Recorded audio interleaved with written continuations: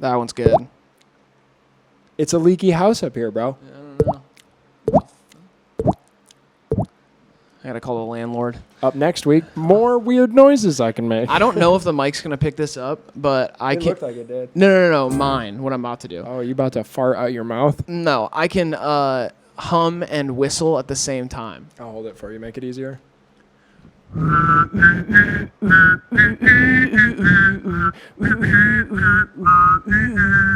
We're gonna get sued for that one. No, that's 50 years public domain. In the domain. No. High Mind Podcast. What's up? You're watching High Mind. It's us. Riley and Graydon. We never introduce ourselves on the Never. podcast. We always, I think about, I mean, like the tags are there so you can read them, but I'm Riley, if that helps. And I'm Graydon. All right, so there was something I was thinking about, and I wanted to make a quick podcast about it with Graydon. I was thinking about how recently it seems like a lot of people are waiting to see what's next in music, more specifically rap, the music that we talk about the most on here. A lot of people are saying that there isn't any like overarching theme of what's happening right now, and it feels like We're lost. yeah. So there was, the emo era. There was the clout era. There was all these different things defined by a few specific artists. And now a lot of people are saying, what is right now? What is right now? And what are the defining characteristics that make that kind of the train that people are going to jump on? It doesn't feel like there is one. No. So that makes us poised to make a prediction here. And I've been thinking a lot about it. Which is one we're good at. Yeah, that is one thing we're good at. So here's my prediction, my theory, my hypothesis, I would say. Comedy rap is next. Facts.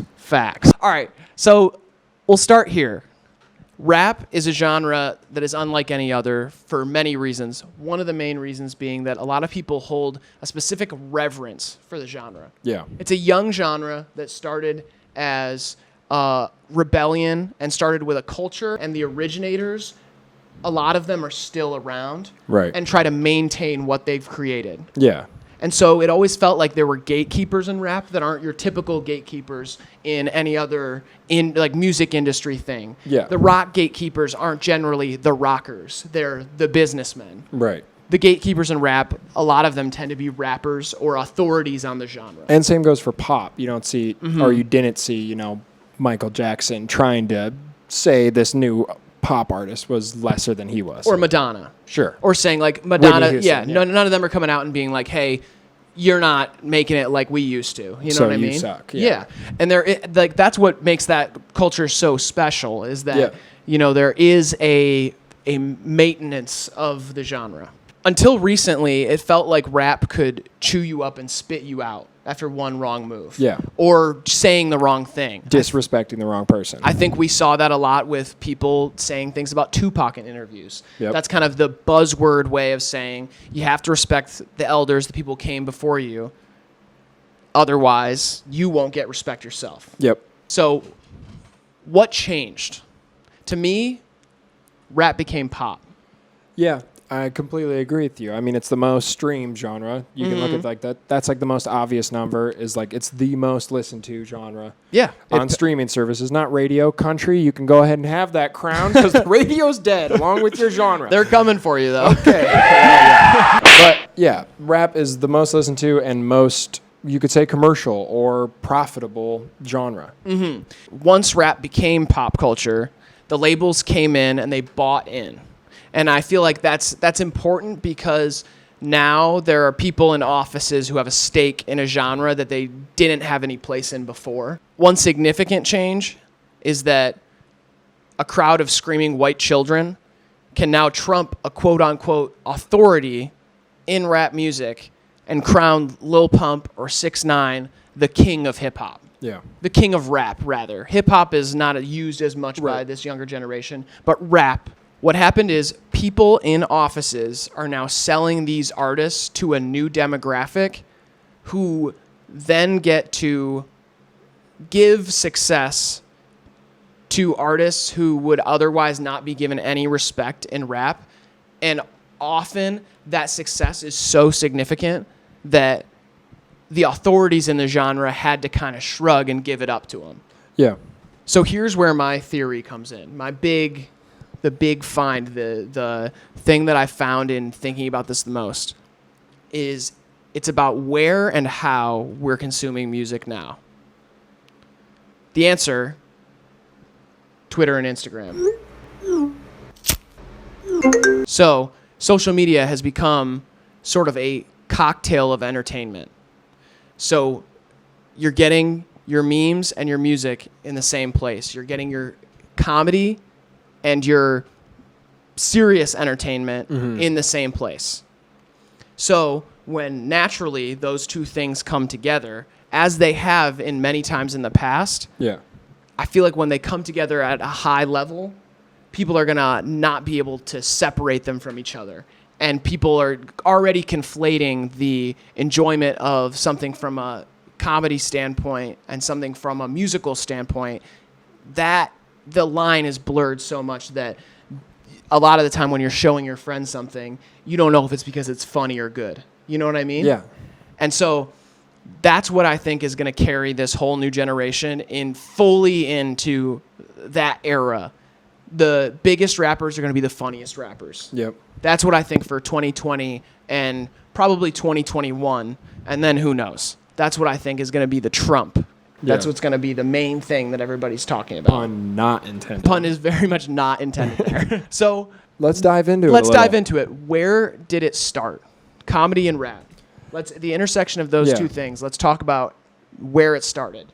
I mean, the quickest Wikipedia search will tell you that, like, the comedy and rap came before the defining qualities of, like, heavy and, you know, like, big, like, storytelling themes of, like, being out and suffering and going through Overcoming. And these kind of themes, like, didn't really come to fruition or into the spotlight until mid-90s, going into the early 2000s. Yeah. Like, what was popular before then was the more lighthearted end of the genre. Was, like, you got to remember, rap and hip-hop starts as, like, chopping up of disco and pop songs. So it's already parodying something that's popular. Yeah.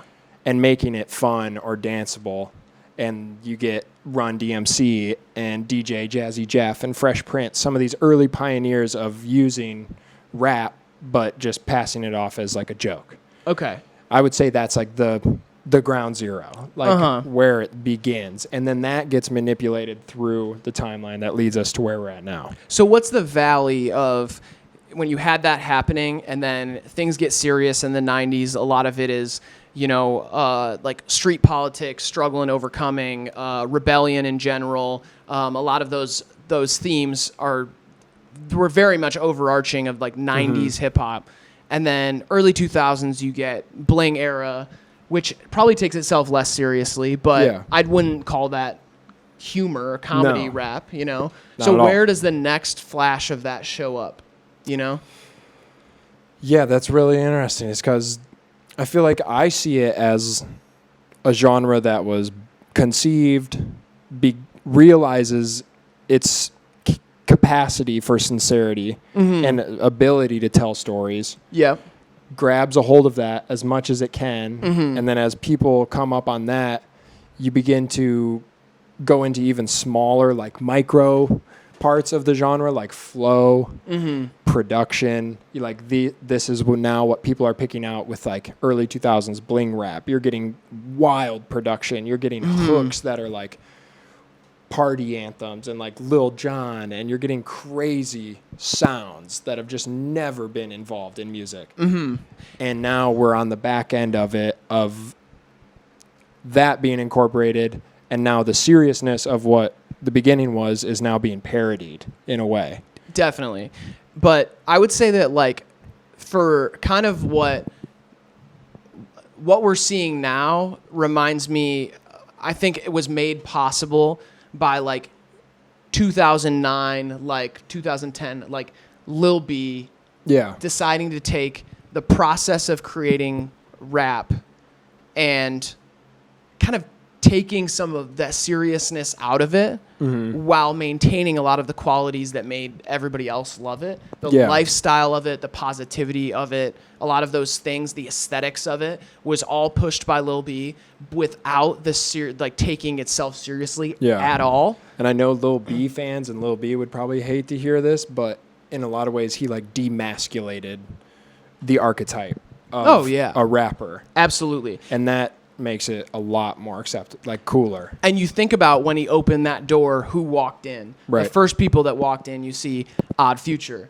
So you see Odd Future they were skate kids, kids who would otherwise see themselves as outsiders from rap music, making rap music and overcompensating for some of their softer qualities with the most shocking and insane stuff that people found funny, and they also found intriguing, and kind of spawned what I think is how people share music now. Showing your friends something and being like, can you believe this? Yeah. Like, I remember being in a basement, the beginning of high school, and somebody being like, you have to watch this rapper eat a cockroach. Yeah. Like, you know what I mean? And that I remember being like shocked, and then listening to all their other stuff and being like, this is so over the top that it's funny, it's entertaining, it's like an amalgamation of a lot of different Exactly. things that you didn't get to usually take from rap. That's Yeah. what I think.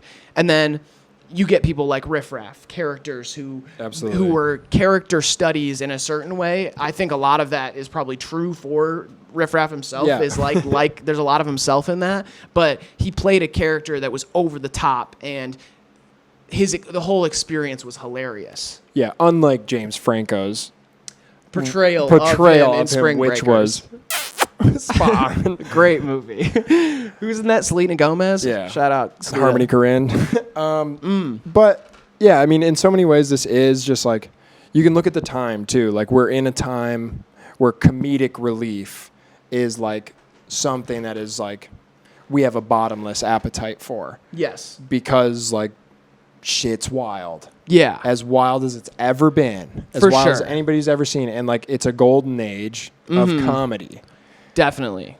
So before we get to that, though, Okay. the little period between then and now, I feel like there were attempts to kind of capitalize on the fact that people thought rap could be funny now. Yeah, And actually, at the same time as all of that stuff was happening, you had Lonely Island, which was an SNL export making rap group comedy skits, and albeit very successful and culturally relevant amongst a lot of people. I would say that hip hop culture never really pulled them in and made that their own thing.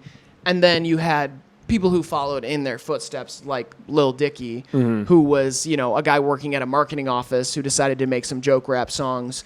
And I think a lot of those songs are, they're not great songs, but a lot of it was pretty clever, and he's got some rapping ability. But what I think failed both of them is people like to see rappers doing funny shit more than they like to see comedians trying to rap. Yep. And so you got That's Lonely a huge Island. point there too. Lonely Island, great comedians, I think. But rap fans don't have a lot to grasp onto in terms of stuff that they see themselves in. And Lil Dicky, same thing. It seems like a guy who, didn't start as a rapper. He started as a comedian and found rap as a vessel, because rap expanded to cover everything. I mean, it's like rap's in every part of culture now. So it's like, of course he's going to try that. Yep. And I don't fault anybody for trying that or using that as the vessel, but I think a lot of people have to understand their acceptance in the genre is still, even with the reverence kind of gone, or not gone, Crucial. but the reverence isn't as important anymore because rap is pop. But like when it's removed from it, people in the genre still like to see themselves in you. If As you're with gonna any be, genre, yeah, for sure. And so that's how. Go ahead. Sorry. That's how I know like rap is evolving and hip hop is evolving, because it's developing into a place where it is checking itself. Mm-hmm. And we're probably still yet to get to a point where it's going to become silly and comedic. Yeah. But then it's like the return to respect within and reverence for the genre that you're making music in at the end of the day, whether it's comedy or not. There's a reason Weird Al isn't like considered a rapper. Yeah. You know, because it's a parody. Yeah. At the end of the day, I think the other reason would be that he's made songs in like every single genre. Right. Like he didn't start out making rap songs. Some of his True. most famous songs are. Yeah. But I think he's a parody artist who, I mean, you can't Yeah. just parody rock songs. Like, you know, eventually. But are we going to see more of that? Are we going to see more people that just rap sometimes and then do another kind of song?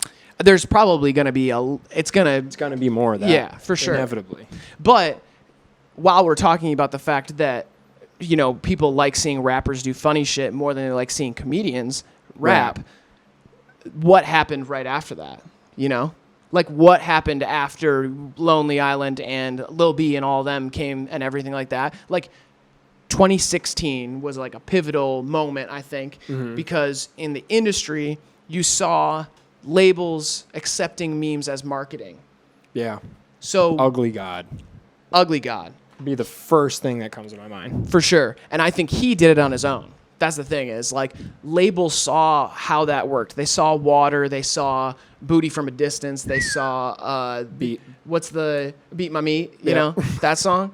Like, they saw that work and cultivate this audience, and labels decided to construct entire rollouts around stuff like this. 100%. So I think the first industry person that you saw that happen with, where this was somebody that they saw in the underground and took and put on this pedestal and tried a formula, is Lil Pump. Yeah. And it worked. Yes, and it worked. Home run hitter, really. And Gucci Gang was, you know, his World Series, because for real, like, what happened is, you can look at Gucci Gang it will stand the test of time as a moment, because you had two distinct vantage points on this song. You had adults who like rap music or are interested in rap music who saw this video and saw everything that they saw as a trend in rap boiled into one thing. Yeah. They saw it so reductive, so reduced to one thing. It's repetitive, it's stupid, it's like over the top, like in your face. It's like a caricature of a rapper. Yeah, zero subversion. Nothing. Zero theme, zero moral. Nothing. No moral. Punk energy, honestly, boiled down. And you saw parents and people who were into rap showing each other, being like, can you believe this is what it's come to? Mm-hmm. And then you saw the flip side of that coin, which is little children who weren't thinking about its cultural effect. They weren't thinking about anything, its context within hip-hop. None of it. They were just heard it be repetitive and stupid and stylishly reckless, and they were like, I love that. I want to be that guy. Like, that's really like what it is like these white children attached to this character of just stylish recklessness. Yeah, you said something there that made me think. When you said like punk energy, I think we got to keep in mind too that like punk energy, the original punk energy, was a fad that rock and roll was going through. Yeah. And rock and roll was a fad that the blues went through. Yeah. So like literally music like popular music that we recognize as pop music comes from R&B, like rhythm and blues. Yeah. And everything that's come since is a trend or a fad. And so I guess what I'm trying to say is like the people that like that energy are always going to like that energy. The kids, the ones that don't have the historical context or ability to contextualize the situation are always going to gravitate towards that like, whoa, like ferocious energy that is just like music. Yeah. Like, this is whatever. And the old heads are always going to like what they kind of came up on, but it's always going to change. It's always going to be new. Like you said, 2021, you capped yourself on your own prediction because you know that you can't look that much farther. Yeah, exactly. You don't know what's to come. Yeah. And wait, just to be clear, what you're saying is that Lil Pump's an R&B singer?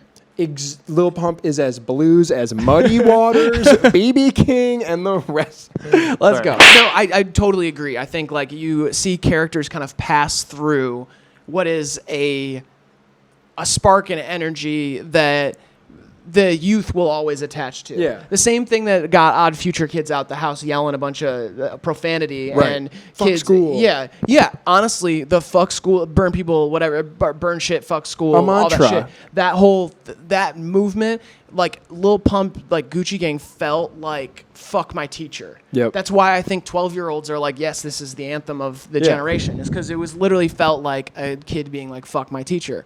And so I think your like kids attaching to it is what is like now, because that's the main demographic for something like this. Right. You're gonna see that go More and more. Yeah, more and more. But I think the most interesting iteration of something like this to happen is 6ix9ine.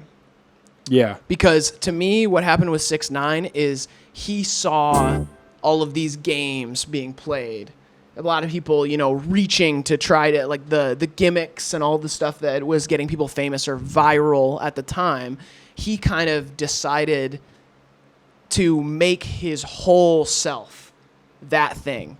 So kind of one of my big hypotheses for this is that in 2016, the industry decided that memes worked as marketing. And in 2019, I think that the memes are in the music, so they market themselves. Yeah.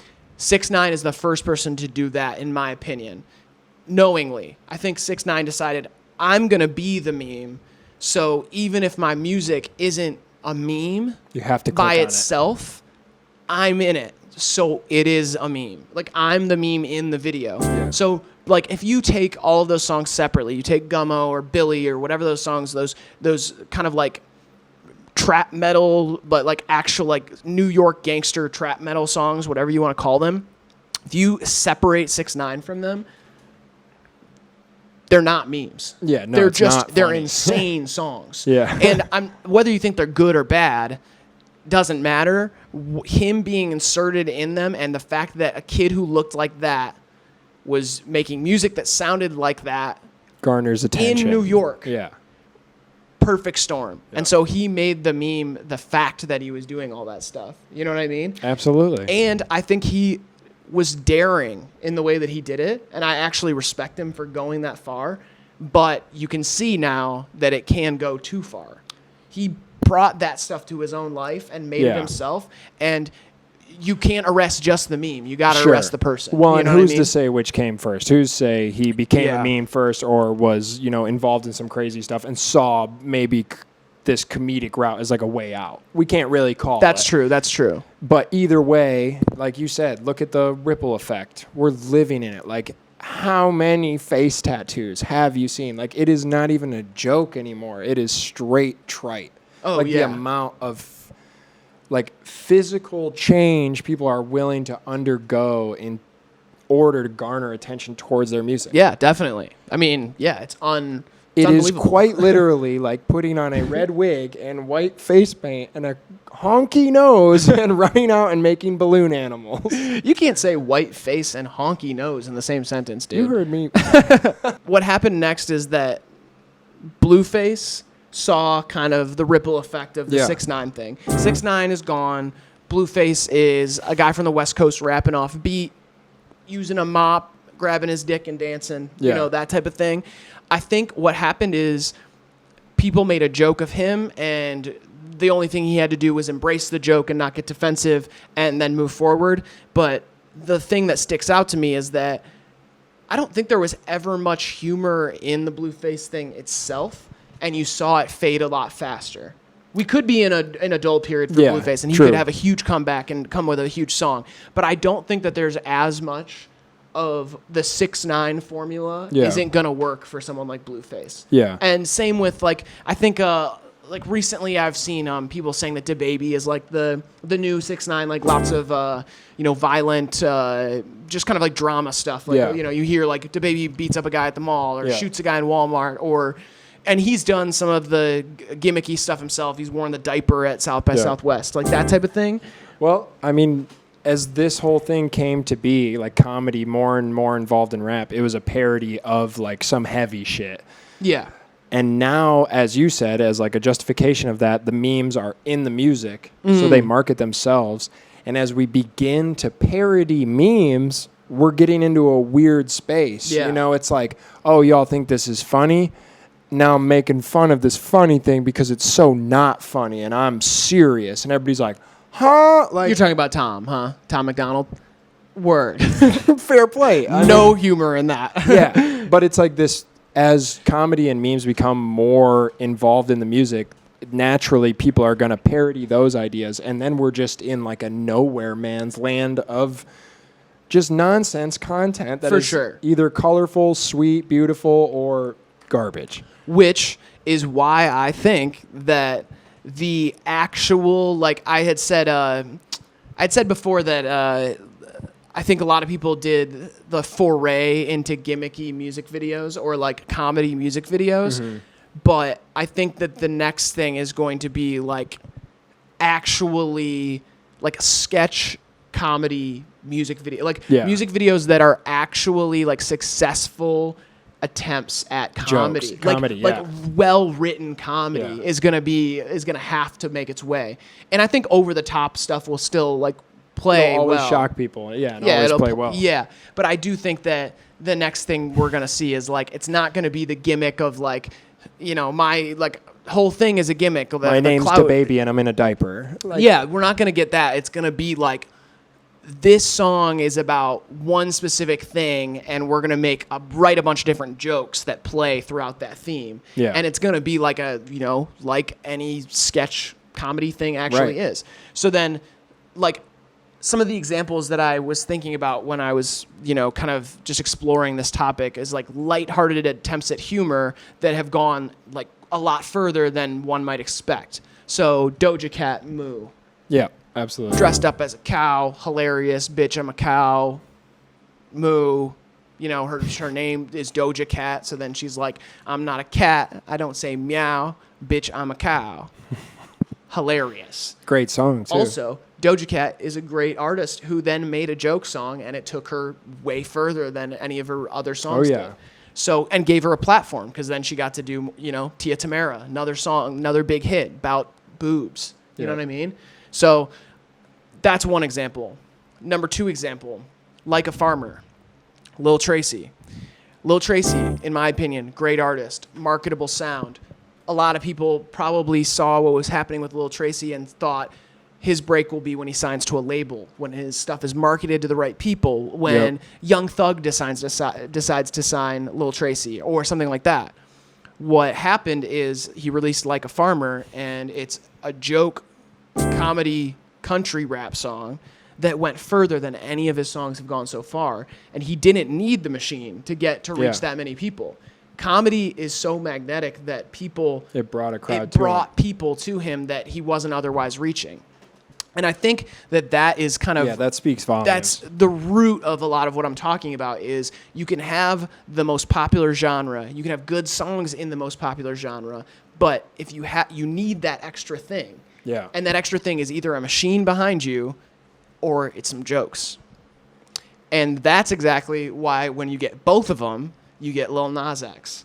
Because you Yeah. had another joke comedy. Parody of 2 genres Parody. now happening simultaneously. Exactly. Like a Farmer is that. Yeah. And in a lot of ways, Old Town Road sounds a lot and looks a lot like a Farmer.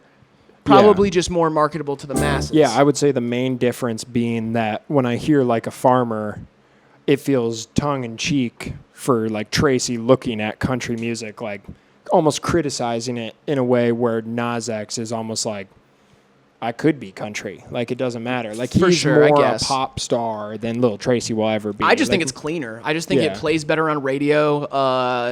All those things. I think you can argue that it's a better song. I think that people who don't like Lil Tracy probably, wouldn't like a Farmer. You know what I mean? Like, I Yeah. think generally you toss Lil Nas X out, that song out to a lot of people. Kids are gonna bop around to it. Parents are gonna be like, haha. But if Yeah, you it's have m- like, it's I've been harmless. fucking these sluts, but I love my wife. Like, you Yeah. can't even have that little bit. It just disqualifies it, and that's in Like a Farmer. So, anyway, you see Lil Nas X, then get the machine behind him.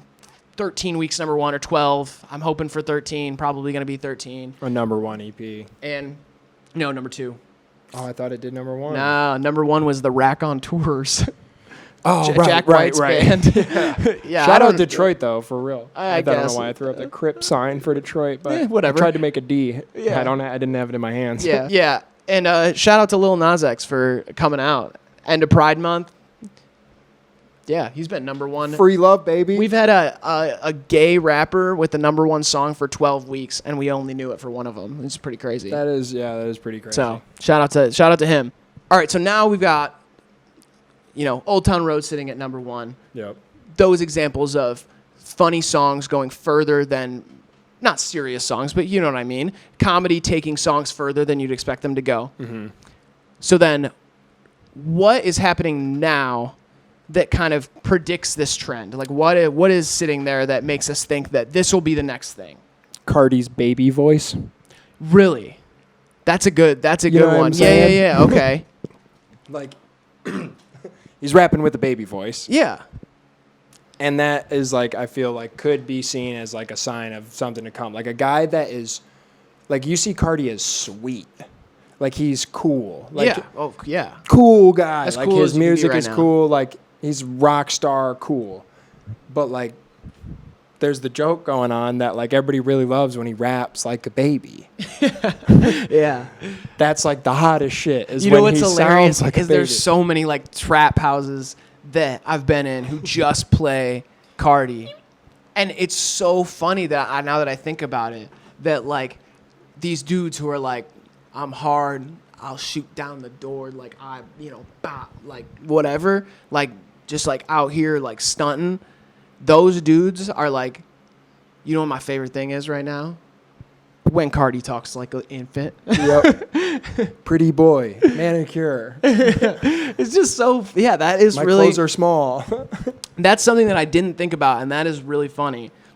That is like a micro example or like Yeah. a really deep seated thing that I wasn't realizing, but that's so true. That speaks Yeah. about like what people are into right now. You Yeah, know? absolutely. Every Yeah. time I see it, I'm like, here it comes. Yeah. Like this is gonna become a bigger thing. Oh, Like, for sure. It's not isolated to just Cardi. Yeah. So then that is like kind of like, I'm going to go now on the exact Yeah. opposite side. The overt examples of like comedy, like right now, is like Zach Fox. So you've got, Comedian. yeah, he's a Twitter comedian making rap songs. And this is the most successful I've seen that vantage point on rap ever done. So you got the Square Up video. Both of these are with Kenny Beats, by the way, the songs that I'm going to talk about. But Square Up is a hilarious video. Zach Fox and Kenny Beats working as like waiters at a like stupid restaurant, and then it just turns into them fighting a bunch of people. And video is hilarious. Song is pretty funny too. Definitely has some funny lines. Does not take itself seriously in terms of like slipping off the flow. Yeah. Is like Welcome. is part of it. That's like part of the appeal of it. And then he just released Jesus Is the One, in parentheses, I Got Depression, which I think once Maybe it the gets funniest a video, song. that's the funniest song ever. And my favorite line in the entire thing, if you're not a Christian, I'm gonna stab you in the face. 'Cause I got depression. So anyway, no, but just the way that he's like, I think he's showing kind of what I'm talking about, like sketch comedy, like well thought out comedy, and fully embracing humor, like going all the way into that side of it. He's doing it the best right now. Yeah. And I think that is going to open the door for then people to realize, like, the funnier I make the song, the more people are gonna like it. Yeah. Like both those songs are doing super well. Those are and those are his first things, you know. So that's now. So what's next? So we have some predictions, both as like trends overall and artists who kind of embody those things. Mm-hmm. The first thing that I think doesn't exist quite as much yet, but I think we'll see a lot of, is funny production. Yeah, 100%. I think funny beats, like stupid beats that are purposefully bad. Yeah, the gearheads or musicians are going to want in on the joke. Yeah. Eventually. I've seen it in small doses around. Yeah. You get stupid beats. You're going to get beats that sample funny things. Like, Yep. I could totally, like, there's a lot of that out there. You know what I mean? Like, I would say Young Skirt is a good example, too. He takes popular moments and memed moments and makes them into hard beats. Yeah. So like the sorority girls doing their chant, that's like one of the most recent ones. He then turns that into a hard beat that sounds like a soul sample, like but slaps. You know what I mean? We're gonna see a lot of that happening, I think, where the producers are gonna play a role in making it even a bigger experience in Yeah. humor. And then I also think that just kind of like paired with those sketch comedy videos, the really, really over-the-top lyrics where a lot of people will say a funny bar here and there. I think every line being funny, everything being within the theme of being hilarious the entire time. No posturing, no hardness. Like, you can fake that as part of it, but I think it's going to be every line is hilarious. Artist who I think embodies all of the things I just talked about, including the production.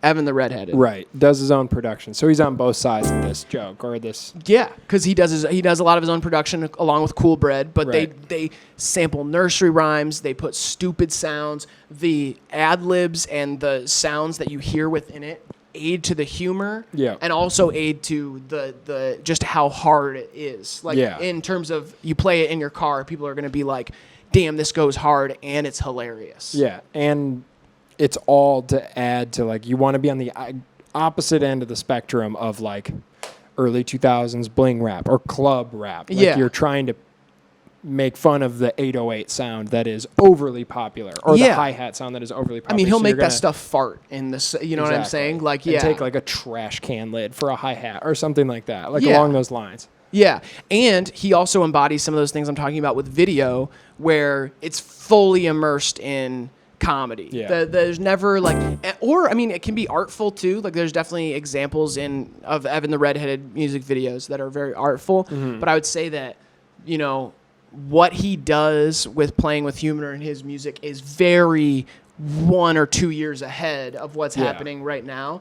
And I think the people who have found him, his fan base is small but extremely engaged. They love nothing more than his music. And Yeah. I think that that's what you're going to start to see is people realizing how well that works and either adopting it, or you're going to see artists who are just going to follow in his footsteps, or unknowingly, because I think that Unknowingly, I think will be the case for more people because I think for an artist like Evan, he's exceptional in where he knows what he's doing a little more so, and like is eager to get like serious themes out under the guise of comedy. For sure. Yeah, and he's not following in many footsteps either. Right. I would say like the people that we've talked about, like Tyler or Lil B or something like that, Pioneers in their own pioneers right. of, but that I'm sure, and Ugly God, like it's no doubt he listens to these artists, but like you could never say this sounds like that song, Yeah. like this person's song. It just doesn't happen with him. And then some examples of I don't know, people like up and comers in that genre, just like using comedy to their benefit, is also unreleased Suicide Rascal. Yeah. So in the future, if there's Suicide Rascal songs out after this date right now, we've heard them and they're insane and hilarious and over the top. You know what I mean? Yeah. So, yeah. Insane, hilarious, and over the top. Mm. Insane and over the top. Hilarious, maybe out of context, but as a friend, a lot of times I'm like, damn, Kate, chill out, man. There's part of that. Definitely over the top. The other thing is that I recently heard this song randomly. Oh, God. And it's very stupid, okay?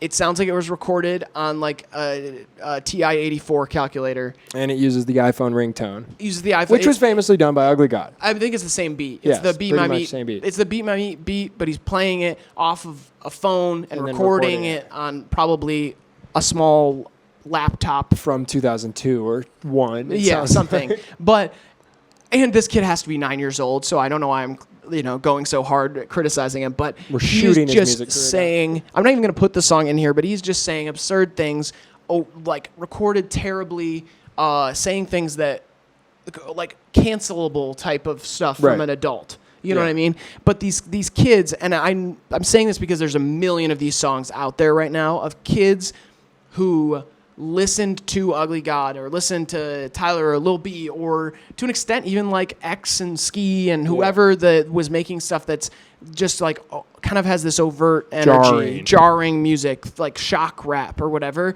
Kids are doing this in the just being funny And that is like the main thing they see as rap now is they want to be funny and shocking, and they think that that's everything. That's the world of rap. And so I'm saying, like, these kids flooding the depths of SoundCloud, you'll be able to find them, but they are going to champion the people who go next and make the funniest songs. That's what's going to happen. Is that their heroes are going to be the next people like Zach Fox, or, in my opinion, like Evan the Redheaded, who they're going to see them and be like, oh my God, this is so funny. Right. I want to be like them, you know? Yeah. So. I completely agree too. Yeah. We're in a scary place, but it's also, I don't know, I feel the art that is capable of carrying all of it together, the comedy, the seriousness, the heaviness of life, and the experience in general, will always be the one that's put on a pedestal. At the end pedestal. Of the, nice. Pedestal. Keto style. Oh, no. No, that is a bad style never mind. I don't prescribe to. Like, Nas X isn't going to win a Grammy next year. I disagree. You think so? Yeah, he's going to win a Grammy. Well, maybe we can have to talk then, and we'll see it a little differently. But I really do think that. I mean, I know that what you're saying. You know the point I'm trying to make? Yeah, I know the point you're trying to make. Yeah. I think that's the thing. Longevity, a lot of the time, you can tie longevity and a certain reverence together. Mm-hmm. In most genres, you're able to do that. I'm not developed. Yeah, and I'm not saying that this that the funniest songs are gonna last the longest time. I'm saying the funniest songs are gonna be what people are gonna be craving the next couple years. Yeah. I really do think that the funnier it is, the more people are gonna listen to it. That's how it is right now, in my opinion. And I'm gonna say that's facts. Facts. Yeah. So one example that I think is really potent that sticks out, that is kind of like almost like a hypothesis, and we'll leave you with this. So before I even say it, like and comment, subscribe, check us out. But recently, friend of the channel, Cal Scrooby, released an album, very well received. It's called Unsigned.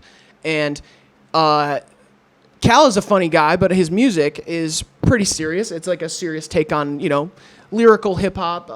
It's definitely lighthearted in a lot of ways. But, I think fans of Logic probably would like it too. No one's calling him a joke. Yeah, no one's saying like this is a joke rapper, Cal Scrooby. He's got a very serious, great album out, in my opinion, all produced by DJ Corbett.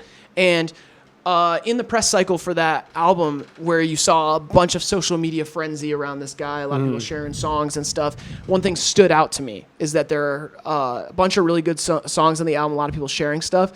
But the quote, before I had listened to the album, the quote that I was seeing everywhere was from a song called Who Are You? And this was the quote that was going around. Stopped at the gas station with a half tank. Got my ass ate. It was great. Tell your dad thanks. Followed by, it's over the top and outrageous. Going through one of my I don't give a shit phases. Mm-hmm. And why did that line stick out amongst all of the serious and even funny and clever bars he's got throughout the album? The one that is the most over the top and outrageous, he says it himself, is the one that people latched onto first and then passed it around. And that little inclusion of that over the top thing probably pushed his serious album way further. Yeah. Because it got it into the ears of people that weren't ready to even take it serious in the first place. Yeah, and I think people who think that Cal Scrooby takes himself seriously, or thought that, and that might have blocked them from listening to an album like that, got to see that that wasn't true. Yep. So I think people not taking themselves seriously, but working hard to write things that are actually funny, that's going to get you really far these days. Yeah, because comedy's already art, man. Yeah. You're just joining in, using music. Exactly. All right. Thanks for watching. Tell us what you think the next wave of rap is down in the comments. We want to see some debate. Are we wrong about this? Is this not going to work? Is it funny or not? Polka rap. That's the other one. That's 2022. That's next. Polka rap.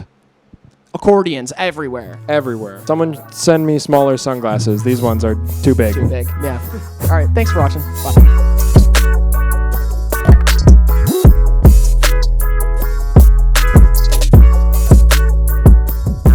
Another one. Another one. Who says that? Anyway. College professors when they're handing DJ out homework. DJ college professors.